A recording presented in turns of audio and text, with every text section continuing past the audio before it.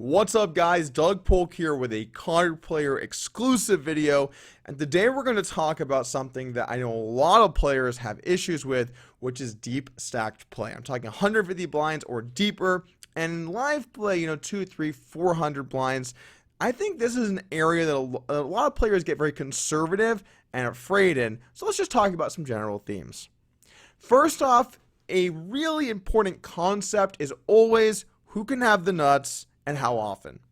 And that's going to be a cornerstone of your strategy when you get into these really huge pots.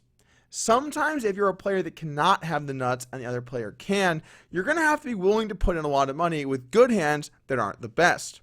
For example, if someone opens and you call and the flop is queen jack 10 and your opponent goes bet over bet on the river, you can't only call down with ace king because guess what? You don't have ace king. And of course I mean raise, not call down with the nuts. You understand what I'm saying.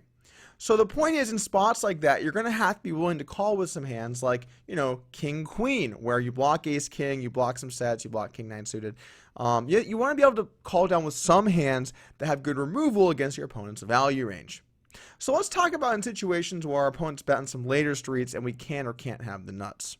There is a hand I recently played on live at the bike where I had 5-4 suited and followed a small blind bet from Ryan Fee into a 7-way pot, where there were 2 flush draws and obviously a lot of different cards that could come to kill the action. The reason I flatted in that spot is because when we are playing very deep in that spot, I believe we were around 300 blinds deep, if you can never have the nuts in some spots when you flat, then you're going to have a lot of problems on later streets. Your opponent can overbet, they can bluff you, they can bet thin for value, and so you want to protect yourself by being able to have some strong hands in those spots. In general, it still is better to raise good hands earlier because you get more of a chance to win all your opponent's money, but because you're so deep, it becomes more important to also check them to protect yourself. So let's just say we're playing with like 30 or 40 big blind stacks. It wouldn't be nearly as needed to trap these very good hands because if you have a hand like top pair or middle pair, you can generally go most of the way, if not all of the way. It changes a lot when you get really deep. You want to make sure you're going to have some of these strong nutted hands in your call range. So I guess my advice here, my first tip when you're this deep, is to take some of those really strong nutted hands and make sure to put some of them in your call range so you don't have to be as afraid. The second thing I would say is I would be a little more conservative when out of position with betting on later streets. When you're on shorter stacks, especially if it's just one bet and it's all in, you don't have to really worry as much about protecting your check range. You still have to have some hands that can check call, but again, you can have hands like top pair or second pair that can fit the bill. When you get really deep, there's a lot more things that could happen. If you bet, they could raise. If you check, they could bet. If you check, they could overbet. If it's a multi-way pot, it could go bet and raise before it gets back to you, and you're going to have a way to deal with all of these things. Part of the way you deal with that is to decrease your overall bet frequency when you're deeper. So tip number 2 is decrease your overall bet frequency to protect your range more. Finally, I think that this is a big thing I see a lot, especially in live poker. Don't be afraid to sometimes get stacked.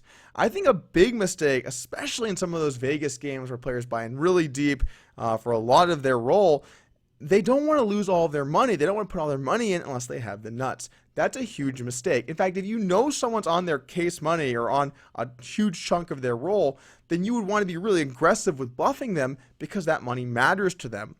Always play with an amount in front of you that you're comfortable losing. Not going to make you happy to lose, but you can lose and it's not going to be the end of the world. And also that means sometimes you're going to have to call down with some hands that aren't great. Don't buy in deep or play deep if you're not willing to put all your money in spots that it needs to happen. In that scenario, you should probably either, leave the game or maybe take a break or do whatever you need to do, maybe sell some action. Whatever you can do to get the game down to a more comfortable level is something that you should do. So tip number 3 is be ready to play for your whole stack, not overly so, but when the time is right, be ready to play for all your chips. In general, I think there's a lot of money to be made in these deep stack games. Players tend to play too weak for that much money. But you also don't want to go after it with reckless abandon. Remember, the deeper you are, the more you get to bluff. That's just the way poker works. The more money you bet, the worse your opponent's odds are, the more you get to have bluffs in your range. but try and keep it into a balanced way of playing, or else what you're going to find is you're going to be over bluffing, and then you might become the target for a 400 blind pot. If you're interested in more deep stack play, I'd have to recommend checking out the Upswing Poker Lab.